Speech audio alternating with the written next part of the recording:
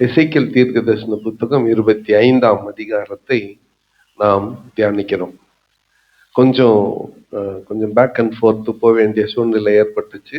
காரணம் என்னன்னா, ஞாயிற்றுக்கிழமை வந்ததுனால மற்றவர்களுக்கும் பிரயோஜனமாய் இருக்கட்டும் என்று முக்கியமான ஒரு அதிகாரம், அது 28ஆம் அதிகாரம் சாத்தானை குறித்து அங்கே சொல்லி இருக்கிறது.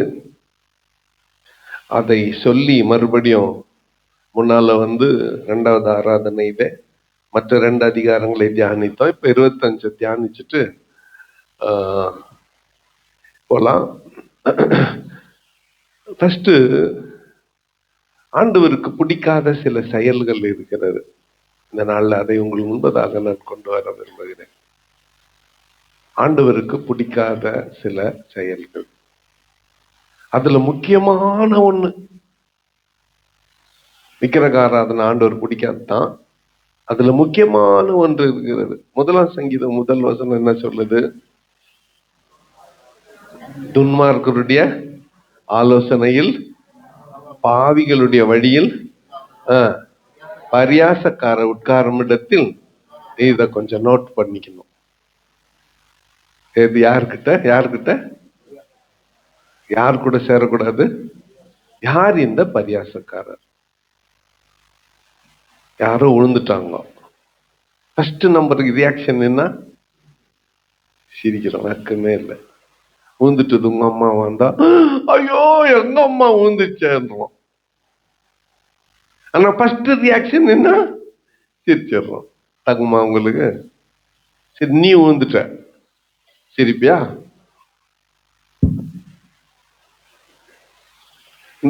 இந்த பரியாசம் ஆண்டவருக்கு பிடிக்காது.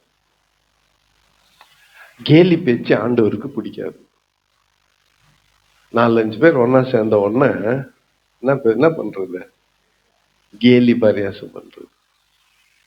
இன்னைக்கு காலையில ஒரு ஆய்வு ஒண்ணு சொல்லட்டுமா? 100க்கு 23 டைவர்ஸ். எதனால ஆச்சுன்னா, புருஷன் பொண்டாட்டி சும்மா பேச ஆரம்பிச்சாங்க. நீ ஃபர்ஸ்ட் லவ் சொன்னியா, நான் சொன்னேன். நான் நீ ப்ரப்போஸ் பண்ணியா, நான் ப்ரப்போஸ் பண்ண. நான் அது எங்க போய் முடிஞ்சிடுது சொல்லுங்க? நல்லா சமாதானமா இருக்கிறவங்க வீட்டுல சண்டை வரணும்னா ஒண்ணும் இல்லை, டிவி எல்லாம் ஆஃப் பண்ணிட்டு ஒருத்தர் கேலி பண்ணிக்கணும்.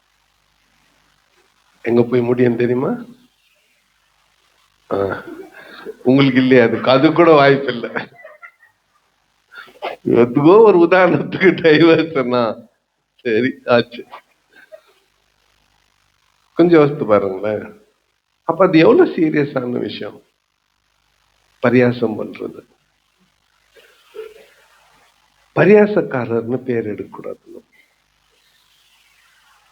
குறிப்பா வாலிப வயசுல இருக்கிறப்போ எத்தனை கொலைகள் பரியாசம் பண்ணதுனால ஆயிருக்கு தெரியுமா? ஃப்ரெண்ட்ஸுங்க தான், உயிர் நண்பர்கள் தான். எல்லாரும் எல்லா நேரத்திலயும் ஒரே மூட்ல இருக்க மாட்டாங்கல்ல. நீ வழக்கமா சொல்லி கேலி பண்ற வார்த்தை தான் அன்னைக்கு அது குத்திட்டு இருக்கும். கையில என்னச்சு அதுல ஒரே போடு போட்டான், அது தலைமையில வந்து சேர்த்து. இது காரணம் பரியாசம். ஆண்டவர் பரியாசத்தை வெறுக்கிறார். நோட் பண்ணிக்கங்க. கேலி பேச்சை வெறுக்கிறார். ஆண்டவருக்கு அதுல இஷ்டம் இல்லை. ஒருத்தர் அப்படியே மட்டம் தட்டி பேசுறத ஆண்டவர் வெறுக்கிறார்.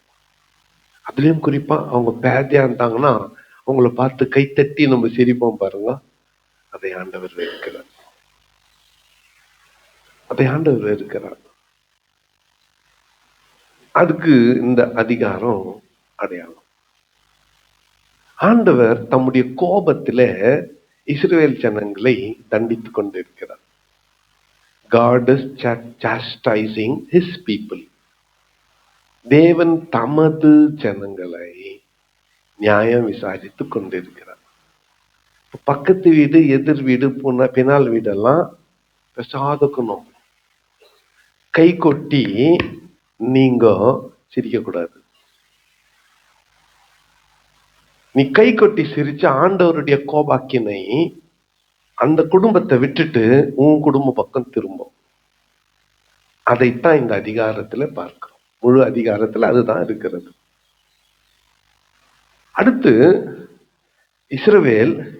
இஸ்ரவேலை சுற்றி இருக்கிற தேசங்கள் எல்லாம் வேற யாரும் இல்ல, ஏதோ ஒரு விதத்துல ஆபிரகாமுக்கு சொந்தக்காரங்க தான்.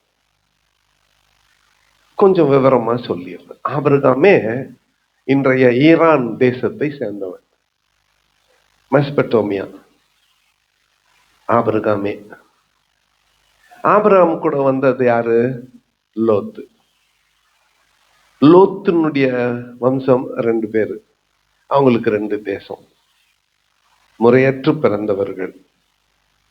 தெரியும்ல, சோதோம் குமாரால போய் தங்க போய் ஆண்டவர் காப்பாத்த போய் உப்பு தூணா மனைவி போயிட்டு 2 பெண்ணுங்களை கூட்டின்னு போய் கொகையில இருக்க போய் அந்த பொண்ணுங்க நம்ம அப்பா நமக்கு கல்யாணம் பண்ணி வைக்க மாட்டாருன்னு சொல்லிட்டு அவனுக்கு ஃபுல்லா குடிக்க குத்துட்டு அவங்க தகப்பனோட சேர்ந்து 2 பேருக்கு 2 பிள்ளைங்க பிறந்தாங்க.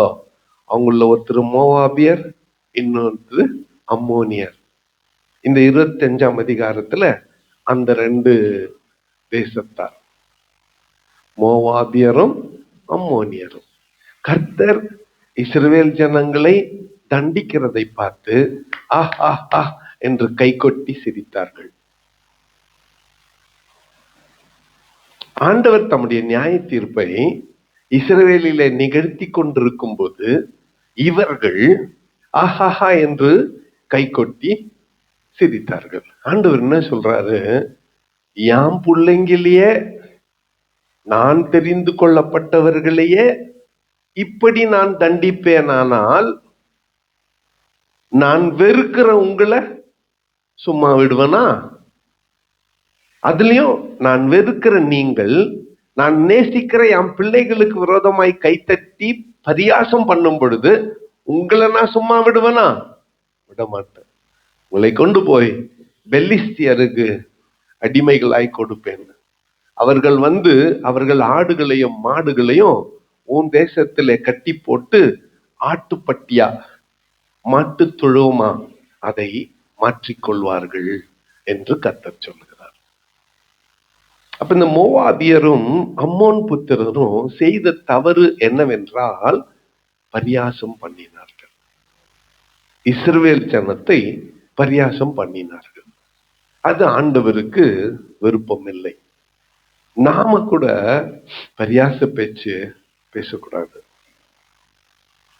நாம கூட யாரோ ஒருத்தர் தேவ கோபாக்கினைக்கு ஆளானாங்கன்னு வச்சுக்கோங்களேன், யாரோ ஒருத்தருக்கு நோய், யாரோ ஒருத்தருக்கு பலவீனம், யாரோ ஒரு வீட்டுல ஆபத்து, ஏதோ ஒரு பிரச்சனை, நம்ம உடனே என்ன பண்ணுச்சு, உன்னை விடவா சொல்ற, உன்னை விடவான்னு கேட்டேன்.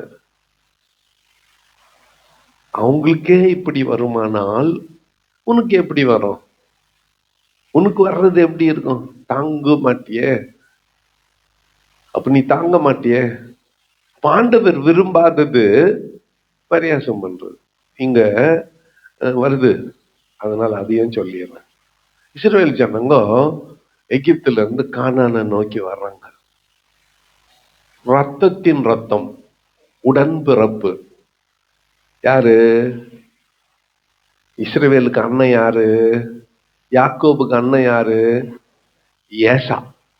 ஏசாம் ஏதோமியருக்கெல்லாம் தகப்பன். ஏதோமியருக்கெல்லாம் தகப்பன். இங்க இருக்குது அவங்க தேசம். மோசே ஆள் அனுப்புறாரு, கதவு திறந்து வழி விட்டுருங்க, நாங்க அப்படியே கடந்து போயிடுவோம், உங்களுக்கு ஒரு டிஸ்டர்பும் பண்ண மாட்டோம். இந்த ஆண்டவர் என்ன சொல்றாரு மோசே கிட்ட, இஸ்ரவேல் ஜனத்துக்கிட்ட, ஜாஷுவா கிட்ட, உனக்கு நானு எல்லை குறித்து உனக்கு தேசத்தை கொடுக்குறேன். ஆனா இந்த ஏசாக்கு சொந்தமான நிலம் ஒரு ஜான் கூட உனக்கு தரமாட்டேன் நான். அது யாருது? அவன் சீர்கெட்டு போனவனா இருந்தாலும், தரங்கெட்டு போனவனா இருந்தாலும், அது யாருது? ஏசாது. உனக்கு நான் தரமாட்டேன் அப்படின்னு சொன்னார். ஆனா அவன் என்ன பண்ணான்? வழி விடல. மோசேக்கு வழி விடல, இஸ்ரவேல் ஜனங்களுக்கு வழி விடல. அவங்க ஊர் சுத்தின்னு வர்றதா போச்சு, பயணம் தாமதமா போச்சு. சரி, இஸ்ரவேல் ஜனங்களுக்கு வழி விடல. சில காலம் சென்ற பின்பு பாபிலோனியர்கள் அதே வழியா வராங்க. வர்றப்போ அவங்க ஆள் அனுப்புறாங்க, உங்களை நாங்க ஒண்ணும் பண்ண மாட்டோம், நாங்க இஸ்ரவேல தான் முற்றுகை போட்டு அழிக்க வந்திருக்கிறோம், வழி விட்டுருன்னு கேக்குறாங்க. என்ன பண்ணிட்டான்? வழி விட்டான். தன் சொந்த சகோதரருக்கு வழி விடாத ஏதோ எதிராளிகளுக்கு வழி விட்டான். அவனுங்க வந்தானுங்கோ, இஸ்ரவேலை அழிச்சாங்கோ, கொள்ளையிட்டாங்கோ, கொளுத்துனாங்கோ, தங்கம் வெள்ளி பனிமுட்டுகள் எல்லாத்தையும் எத்தனை போயிட்டாங்க. ஆண்டவர் மேல இருந்து பார்த்தாரு. சின்ன தீர்க்கதரிசிகள் போன வருஷம் தான் அதுக்கு முதல் ஒபதியா, அவர்களுக்கு ஏதோமியருக்கு தீர்க்க தரிசனம் சொல்றதுக்கே ஒரு தீர்க்கதரிசி ஆண்டவர் ஏற்படுத்தினார். அவன் இத சொல்றான், நீங்க சத்துருக்களுக்கு வழி விட்டீங்கல்ல, அன்னைக்கு நீங்க வழி விடாது இருந்தால் இஸ்ரேல இந்த முடிவு வராது இல்ல, சகோதரன் மேல உனக்கு அவ்வளவு பகை, உன்னையும். அவன் என்ன பண்ணான்? வந்தான், இந்த வருஷம் யுத்தம் செய்யற நாட்கள் இவங்களை அழிச்சுன்னு போனா, அடுத்த வருஷம் யுத்தத்துக்கு வரான். சுத்தி முத்தி பார்த்தான், யார் தான் கண்ணில் பட்டது? ஏதோம் தான் கண்ணில் பட்டுச்சு, அதை கொள்ளையிட்டுன்னு போயிட்டான். இன்னைக்கு அவங்களுக்கு நாளைக்கே உனக்கு அவனவன் தன் தன் வரிசையில்.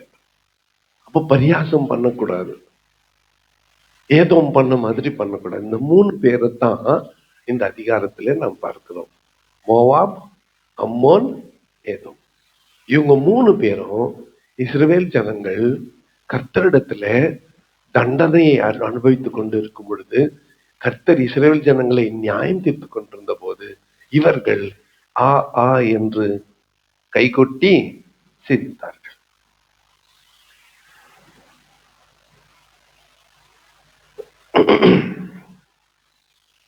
இதோ நான் உன்னை கிழக்கு தேசத்தாருக்கு சுதந்திரமாக ஒப்பு கொடுப்பேன், அவர்கள் உன்னில் தங்கள் அரண்களை கட்டி உன்னில் தங்கள் வாசஸ்தலங்களை உண்டு பண்ணுவார்கள், அவர்கள் உன் கனிகளை புசித்து உன் பாலை குடிப்பார்கள். இது அம்மோன் புத்திரருக்கு. மோவாபுக்கு கர்த்தராகி ஆண்டவர் உரைக்கிறது என்னவென்றால், இதோ யூத வம்சத்தார் எல்லாரும் ஜாதிகளுக்கும் ஒத்தவர்கள் என்றும் மோவாபும் சேயரும் சொல்லுகிறபடியினால், 8ஆம் வசனம் 9ஆம் வசனம், இதோ அம்மோன் புத்திரரின் பேர் ஜாதிகளுக்குள் இராதபடிக்கு நான் அம்மோன் புத்திரரின் தேசத்தை கிழக்கு தேசத்தாருக்கு திறந்து வைத்து சுதந்திரமாய் ஒப்பு கொடுக்கிற வண்ணமாய் நான் மோவாப் தேசத்தின் பக்கத்தில் உள்ள அதன் கடையாந்திர ஊர்களாகிய பட்டணங்கள் முதற்கொண்டுள்ள தேசத்தின் அலங்காரமாகிய பெத்சிமேசையும் பாகால்மயோனையும் கீரியாத் தாயிமையும் அவர்களுக்கு திறந்து வைத்து மோவாபிலே நியாயங்களை செய்வேன், அப்பொழுது நான் கர்த்தர் என்று அறிந்து கொள்வீர்கள். ஆண்டவர் நியாயம் செய்கிறவர். அவனவன் செய்கைக்கு தக்கதாக அவனவனுக்கு பலன் அளிக்கிறவர். நம்முடைய செய்கைக்கு தக்கதான பலனை நாம் அனுபவித்துத்தான் ஆக வேண்டும். பெஸ்ட் என்னன்னா, குறிப்பா இன்னொரு முறை அண்ணா விழுந்துட்டா சிரிக்க வேண்டாம், ஓடி போய் என்ன பண்ணுங்க, தூக்கி காப்பாற்றுங்க. கொஞ்சம் நம்ம என்ன பண்றது, நம்ம பழக்கங்கள். ஆனா இன்னொருத்தருடைய வீழ்ச்சியில நாம சந்தோஷப்படக்கூடாது, அது நமக்கு நல்லது இல்லை. அதே மாதிரி இன்னொருத்தருடைய வளர்ச்சியை பார்த்து பொறாமையும் கொள்ளக்கூடாது. கர்த்தர் அவங்களை ஆசீர்வதிக்கட்டும், நல்லா இருக்கட்டும். என்ன இப்போ இன்னொருத்தர் விழுந்து போயிட்டான், நீ கை கொட்டி சிரிக்க கூடாது. மாறாக அவங்களுக்கு உன்னால என்ன ஆறுதலான வார்த்தை சொல்ல முடியும் அதை சொல்லணும். அவங்களுக்கு உன்னால என்ன நன்மையான 4 வார்த்தைகளை சொல்ல முடியும் அதை சொல்லணும். அவள் தான் அவன் கதை முடிஞ்சிச்சுன்னு சொல்லக்கூடாது. அவன் கதை முடிஞ்சா கூட நெக்ஸ்ட் சாப்டர் தான். இன்னைக்கு ஏன் அதிகாரம், நாளைக்கு அதிகாரம். இன்னைக்கு மோவாபு, அம்மோன்னு, அப்புறம் ஏதோமு, நாளைக்கு இன்னொரு தேசம் தீரு. நாளைக்கு தீரு மேல நியாயம் தீரும். நாளைக்கு பாபிலோன் மேலேயே வரப்போகுது. பாபிலோனியன் நியாயம் தீர்க்க போறாரு, பெலிஸ்தியாவை நியாயம் தீர்க்க போறாரு. யாரெல்லாம் இஸ்ரவேலரை துன்புறுத்தினார்களோ அவர்களே ஆண்டவர் விட்டு வைக்கிறது இல்லை, அவங்களையும் நியாயம் தீர்க்கிறார். அதுவே அருமையான ஆண்டுடைய பிள்ளைகளே, இந்த கால வேளையில நமக்கான ஒரு பாடம் இருக்கிறது. அது என்னவென்றால், கர்த்தர் நீதியுள்ள நியாயாதிபதி. அவரிடத்தில் வேற்றுமையின் நிழல் கூட கிடையாது. அவர் தமது ஜனத்தை பரிசுத்தப்படுத்துகிறார், அவர் தமது ஜனத்தை சிட்சிக்கிறார். அந்த ஜனம் தங்களை தாழ்த்தி அவரிடத்தில் ஒப்பு கொடுத்தால் அவர் அவர்களை மன்னிப்பார். புரியுதா? அவர் அவர்களை மன்னிப்பார். கிடியன் சொன்ன மாதிரி நடுவுல கொஞ்சம் பக்கத்தை காணோன்னுட்டு என்ன பண்ணிடுவார்னா டிலீட் பண்ணிடுவாரு. எதை செஞ்ச பாவத்தை டிலீட் பண்ணிடுவார், பிளாங்க் பண்ணிடுவாரு. அவராச்சு அவங்க ஆச்சு.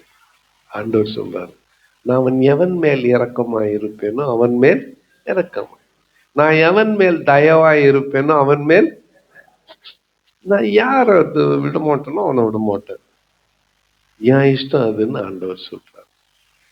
நிறைய நேரத்துல நான் இதை பார்த்திருக்கிறேன். ஒரு சிலர் மேல ஆண்டவருடைய கிருபை சும்மா